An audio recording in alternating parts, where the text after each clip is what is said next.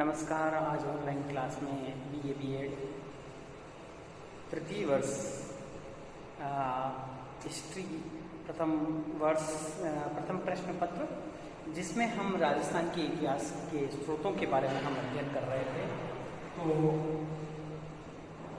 BA B.Ed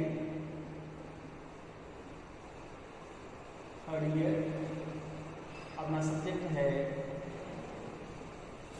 history. प्रथम प्रश्न पत्र है जिसका नाम है राजस्थान इतिहास को जानने के स्रोतों के बारे में, जिसमें हम इससे पूर्व कुंभलगढ़ दुर्ग की स्थापत्य कला के बारे में हम पढ़ चुके थे। आज हम पढ़ेंगे चित्तौड़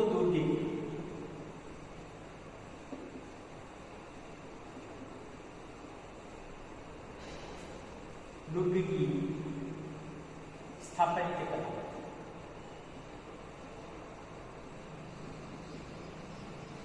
देखिए, चित्तौड़ के लिए ये कहावत है कि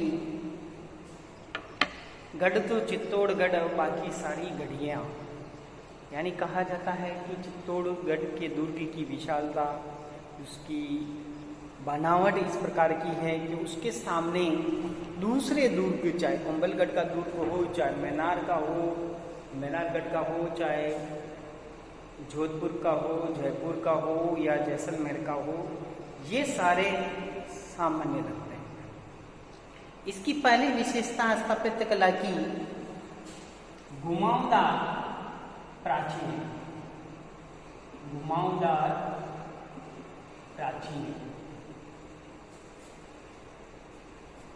और इन प्राचीनों में विशाल बुर्ज में, यानी इनके अंदर शत्रुओं पर आक्रमण करने के लिए बुर्ज रखे गए हैं, यानी छेद हैं, उससे यह लोग उस पर आक्रमण करते हैं। और ये चित्तौड़ रेलवे स्टेशन से 500 फुट की चौड़ी एक पहाड़ी पर है और यह समुद्र तल से 1850 फुट ऊंचा है, लगभग 3 मील लंबा और आधा मील चौड़ा ये क्षेत्र में फैला हुआ है। और इसमें गोली चलाने के लिए या तीर चलाने के लिए बुर्ज बनाए गए हैं। और इस दीवार की ऊंचाई 400 से 500 फुट है। दीवार की सुरक्षा के लिए मुख्य द्वार तथा 7 अन्य द्वार बने हुए हैं। महाराणा कुंभा ने इस रास्ते को साफ करवाया जो उबड़ खाबड़ था, किले तक पहुंचने का रास्ता बनवाया। इस दुर्ग पर बस्ती, मंदिर, महल, मस्जिद आदि के अवशेष मिलते हैं, पानी के कुंड मिलते हैं, तालाब, बावड़ियां, झरने आदि सारे मिलते हैं।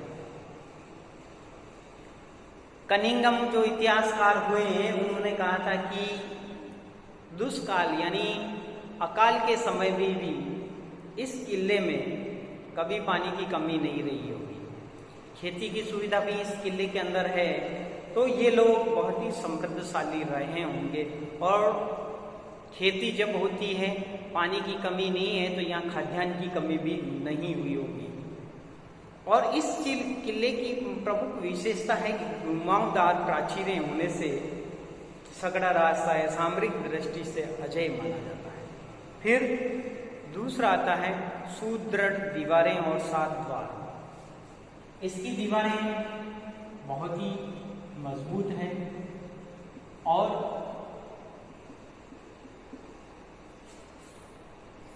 7 द्वार उसके अंदर बने हुए हैं। प्रथम जो द्वार है उसको पांडल पोल,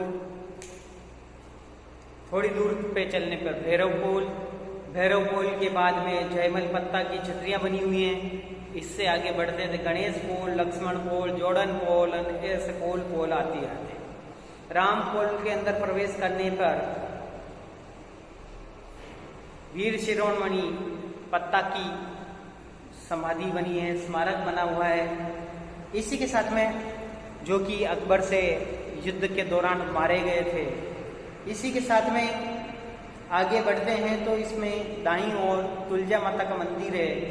इसके अतिरिक्त महाराणा प्रताप के स्वामी भक्त भामाशाह की हवेली है। अन्य महलों के भी दर्शन होते हैं। नवलखा के भंडार, श्रृंगार चमरी का मंदिर, त्रिपोलिया नामक स्थान भी मिलता है। राजभवन का चौक, महाराणा कुंभा के महल, राजकुमार के प्रसाद, दर्शनी, ये देखने योग्य है। कुंभा के राजमहलों में गवाक्स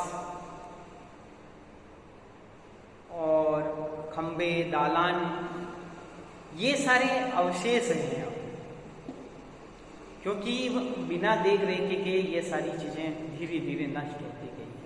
फिर आगे बढ़ेंगे तो पद्मिनी का महल, कालिका माता मंदिर, ये सारी आई। तो फिर तीसरा आता है मंदिर स्थापत्य कला। मंदिर, इसके अंदर का कालिका माता का मंदिर है। श्याम कुंभा श्याम मंदिर आता है,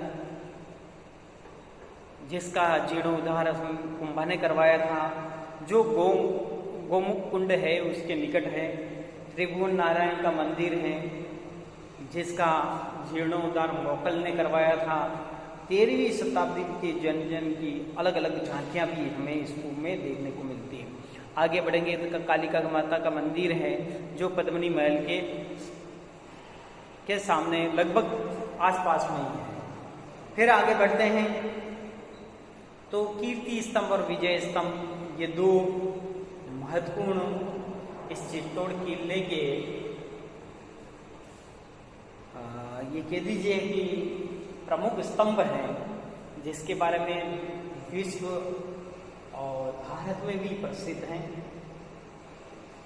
महाराणा कुंभा द्वारा बनाया गया 9 मंजिल का विशाल कीर्ति स्तंभ, जिसे कुंभा ने मालवा के सुल्तान मोहम्मद खिलजी को पराजित करने की याद में बनाया गया था।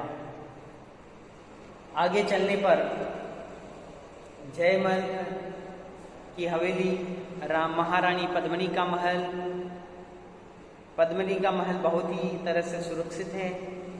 आप कभी भी चित्तौड़ जाएंगे तो देखेंगे तो पद्मिनी का महल आज भी उसी भव्यता को लिए हुए हैं। और उसी के पास में एक तालाब है, जहाँ कहते हैं कि उस क्रूर शासक से उसकी मुलाकात करवाई जाती है, कांच में दिखाया जाता है, ऐसा कहा जाता है। इसी के साथ में उसके पास में ही जौहर का स्थान है। तो ये सामरिक दृष्टि से बहुत ही महत्वपूर्ण स्थान है। चित्तौड़ का दुर्ग विशेष रूप से इतिहास को जानने के लिए बहुत ही महत्वपूर्ण माना जाता है। धन्यवाद।